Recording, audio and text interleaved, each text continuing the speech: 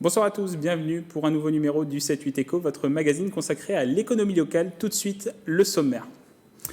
L'épidémie du Covid-19 et ses conséquences économiques dans les Yvelines, les entreprises pourraient être exposées.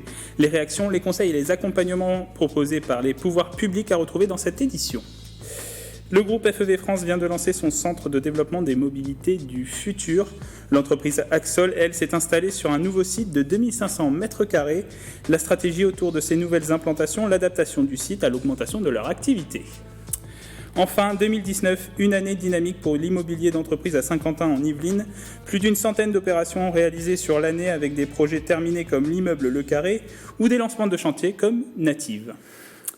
L'activité économique, comme je vous l'ai indiqué dans les titres, est impactée par la pandémie du coronavirus, confinement des salariés, annulation d'événements, de voyages ou rupture de la chaîne d'approvisionnement d'une production, des phénomènes qui ralentissent l'activité des entreprises. Le gouvernement a annoncé des mesures de soutien, report des échéances sociales et fiscales, étalement des remboursements de créances ou encore le recours au chômage partiel. Écoutez à ce propos Thomas Godefroy-Scola, président de la CPME des Yvelines. J'ai pu échanger le dernier traiteur qu'on a vu mardi. Il avait une commande dans le mois, c'est-à-dire qu'il allait avoir un chiffre d'affaires mensuel de 2000 €. Ce qui évidemment va lui bouffer toute sa trésorerie. Pour tout ce qui est événementiel, la situation est catastrophique. Pareil pour les agences de communication et notamment celles qui font de l'événementiel. C'est très compliqué parce que y a pas, tout est à l'arrêt, il n'y a pas de rassemblement. Là, j'ai vu que c'est passé de 1000 à 100 aujourd'hui. Donc toutes les activités comme ça souffrent. Toutes les activités liées au tourisme aussi au sens très large souffrent. J'ai pu échanger ce matin avec un chauffeur taxi, par exemple, qui a une activité qui est plus que réduite. Et si vous êtes chef d'entreprise, plusieurs interlocuteurs possibles pour demander de l'aide, notamment la Chambre de commerce qui propose une adresse mail et un numéro vert qui s'affiche en bas de l'écran. De son côté, l'agglomération de Saint-Quentin en Yvelines a tenu une réunion exceptionnelle ce vendredi 13 mars. Plusieurs décisions ont été prises suite au contexte de l'épidémie. L'accueil au Ski Cube sera notamment fermé pour le public. Les ateliers thématiques seront suspendus. Puis une cellule spéciale est mise en place par le service développement économique joignable à l'adresse mail et au numéro de téléphone du Ski Cube. Écoutez à ce propos les détails d'Anne Fahy, directrice générale adjointe au développement économique de Saint-Quentin en Yvelines.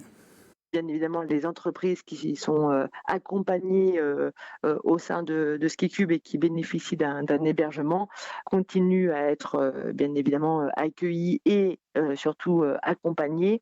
Et après, voilà, sur les mesures qui sont liées à la prise en charge de leur hébergement, etc., toutes les mesures sont mises en place pour la prise en compte de leurs besoins particuliers en termes de trésorerie et autres. Tous les rendez-vous individuels avec les porteurs de projets, avec les dirigeants, restent possibles avec les équipes de la maison de l'entreprise. Simplement, on va les organiser par téléphone et par conférence. La situation est incertaine, bien évidemment, elle va évoluer. Voilà ce que nous pouvions vous dire par rapport aux impacts économiques au niveau local, par rapport au coronavirus. Passons maintenant donc à l'implantation des entreprises et à leur stratégie. Le groupe allemand FEV est implanté à Saint-Quentin en Yvelines depuis 2015, spécialisé dans l'ingénierie et l'accompagnement de la démarche R&D des industriels du transport. La filiale FEV France vient d'ouvrir un centre de développement des mobilités du futur sur son site de Trappes, un bâtiment de 600 m² consacré au développement des batteries et des motorisations électriques. Regardez. Nous sommes avec Nadim Andraous, vice-président exécutif de FEV France. Bonjour. Bonjour. Alors avant de parler de l'implantation de votre nouveau site dans lequel on se trouve, parlons de l'actualité, le coronavirus et ses conséquences sur l'économie mondiale. Vous êtes une multinationale, vous êtes implanté dans l'ensemble des continents du monde entier. Quelles sont les conséquences directes que vous ressentez aujourd'hui ? Très bien, donc on a lancé déjà une task force au niveau international.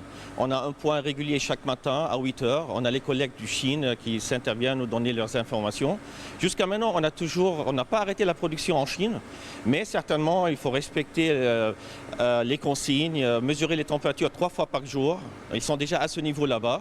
Et si on dépasse les 37,2, là les gens ils sont bras le doigt de rentrer au site. Là on arrive encore à maintenir la production en Chine. Et en France, vous voyez, on continue la production. En France, pas encore d'impact ? Pas pour le moment, non. Vous avez mis en place les mesures juste du gouvernement. Les consignes gouvernementales et on va voir qu'est-ce qui nous attend d'ici à la semaine prochaine. Ça évolue rapidement, voilà. Alors FEV France, c'est une multinationale spécialisée dans l'ingénierie, dans la recherche et développement de l'industrie du transport. Est-ce que vous pouvez nous expliquer en quoi ça consiste ? Donc les racines venaient du développement de la combustion en 1978 et ça évolue rapidement d'une manière qu'aujourd'hui, pour faire face aux enjeux environnementaux et politiques, on a avancé un petit peu nos développements, on a renforcé nos activités du point de vue ingénierie du véhicule, tout ce qui est électrification de la chaîne de traction complète, tout ce qui est en plus véhicules connectés et véhicules autonomes. Vous lancez ce site, le centre de développement de la mobilité du futur. Qu'est-ce qui va se passer ici ? Donc nos activités, c'est d'accompagner les constructeurs sur tout ce qui est traction électrique. Et là, ici, on mesure toutes leurs batteries. Donc, c'est-à-dire, on commence par la mesure des cellules, après les packs et les modules et les packs complets. Voilà. Combien de personnes vont travailler ici ? Donc, sur ce bâtiment-là, on est à peu près une douzaine de personnes. Ça fait déjà plus que 5 ans qu'on a commencé cette activité. Au début, elle était au centre, au milieu de l'autre bâtiment, mais certainement, il faut respecter certaines normes. C'est pour ça qu'on a déménagé tout ici. On a presque multiplié par 10 la capacité. Avant, nous étions à 16 cellules, on est passé à 108 cellules pour accompagner le développement rapide de l'électrification en France. Oui, vous parlez de 5 ans parce que vous êtes implanté à Trappes depuis 2015, c'est ça ? 2015, voilà. Donc le groupe a démarré ses activités en France en 2005 et en 2015, on a racheté la boîte D2T dans le temps et on évolue rapidement. Donc on est presque à une croissance de 20% annuelle depuis 2015. C'est un territoire stratégique, je suppose, parce qu'on voit beaucoup d'acteurs de l'automobile présents et installés sur le territoire de Saint-Quentin-en-Yvelines. C'est un endroit vraiment stratégique. Nous avons le technocentre de Renault qui est à côté. Nous avons Peugeot implanté à Cayères sous Poissy. Et il y a des autres encore fournisseurs qui sont dans le coin. Donc c'est un point vraiment stratégique pour nous. Oui. Concrètement, vous travaillez comment avec le technocentre par exemple ? Parce que c'est vraiment ça, le cœur de leur activité, c'est la recherche et développement autour du véhicule. Voilà, on les accompagne dans tout ce domaine. Je ne peux pas rentrer en détail au-delà de ça, désolé. C'est confidentiel, c'est ça ? Oui, c'est clair. Oui. Oui. Comment vous travaillez finalement ? Vous faites quoi ? Vous faites de l'accompagnement ? Vous allez mettre en place des systèmes pour tester des prototypes ? Comment ça se passe ? Donc on peut mettre des systèmes, comme vous venez de le dire, mais en plus on peut, au-delà de ça, même développer des prototypes pour eux. Quel regard vous avez sur la mobilité du futur, vous ? Donc certainement il faut l'accompagner, c'est une évolution qui est rapide. Actuellement on a passé dans les étapes de l'hybride, on va passer après au plug-in hybride et se rapprocher à fur et à mesure de tout ce qui est électrification de la chaîne de traction. C'est un nouveau site, une nouvelle implantation. C'est quoi la stratégie qu'il y a derrière ? Quelle stratégie il y a derrière la stratégie économique, la stratégie de l'entreprise avec ce nouveau site ? Avec ce nouveau site, c'est certainement l'accompagnement de la transition au niveau de la chaîne de traction et certainement on va le développer à fur et à mesure. C'est ce que vous voyez ici, c'est juste la partie qui est liée au testing des batteries, mais il y a encore le moteur électrique, tout ce qui est tout autour de e-axle. Ça c'est dans l'autre bâtiment, on ne va pas parler aujourd'hui.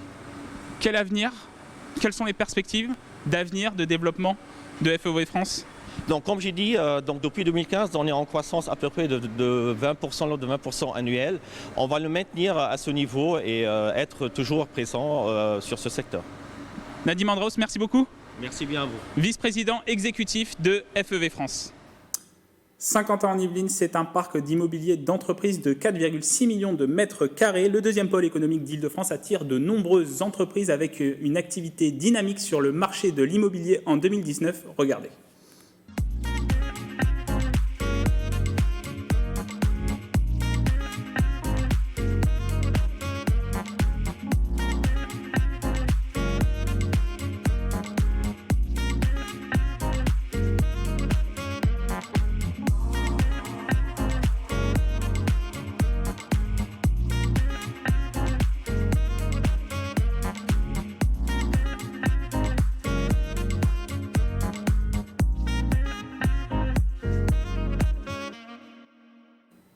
Elle était d'abord implantée dans le garage de son créateur, puis à Plaisir. Elle est maintenant installée sur un site de 2500 m² à Trappes, 600 m² de bureaux et 1800 m² d'entrepôt. Cette société, c'est Axol, une entreprise spécialisée dans la vente et la location de matériel d'accessibilité pour les personnes à mobilité réduite, une activité en pleine croissance. Regardez ce reportage. Nous avons ici un produit que nous importons et nous diffusons en Europe, qui est une chenillette tout-terrain. La distribution de matériel destiné à l'accessibilité des personnes en situation de handicap en France et en Europe, la spécialité de l'entreprise Axol, installée depuis novembre 2019 sur ce site de 2500 m² à Trappes. On a besoin à la fois d'agrandir les espaces de bureaux et de showroom pour recevoir nos clients, mais également toute la surface de stockage et d'entrepôt. L'idée, c'est d'anticiper le développement futur, d'avoir une marge de progression sans avoir à bouger. Jean-Paul Mignard a créé cette société en 2010. D'abord dans son garage, il s'installe ensuite dans des locaux à Plaisir. Aujourd'hui, ils sont 15 salariés et réalisent environ 2,2 millions d'euros de chiffre d'affaires. Rampe d'accès, dispositifs pour monter les escaliers, plateforme élévatrice, des produits importés et stockés dans ce nouvel entrepôt, plus grand que l'ancien. Ça me facilite grandement la vie, ne serait-ce que pour des inventaires qui sont vachement plus fiables de par la possibilité de rangement de l'entrepôt, où les choses sont bien définies à des endroits clairs et nets. Après avoir déménagé, on a réussi à tout bien définir, les zones de location, les zones de pièces détachées, les zones de stockage, de picking, et puis de l'étiquetage et du zonage d'entrepôt pour savoir où est rangé quoi. Dans sa stratégie d'implantation, Axol a aménagé un espace de coworking, du mobilier, une connexion internet et une salle de réunion, avec une zone de l'entrepôt pour du stockage mise à disposition pour des entrepreneurs. Ça me paraît tout à fait naturel, après avoir moi développé mon entreprise, et on a encore beaucoup de choses à faire, d'accompagner des jeunes créateurs ou repreneurs d'entreprise. Avec une croissance moyenne de 30% par an, Axol vise les 2,5 millions d'euros en 2020, avec à l'horizon le développement de projets autour des Jeux Olympiques de Paris en 2024. Avant de se quitter, je vous rappelle la mise en place d'une cellule spéciale par l'agglomération de Saint-Quentin en Yvelines. L'adresse mail s'affiche en bas de l'écran, deveco@sky.fr. Vous pouvez aussi contacter le SkiCube si vous avez notamment des questions sur le coronavirus ou sur l'organisation et les conséquences que peuvent avoir cette épidémie sur l'activité de votre entreprise. C'est la fin de cette émission. Merci de nous avoir suivis. À bientôt sur TV78.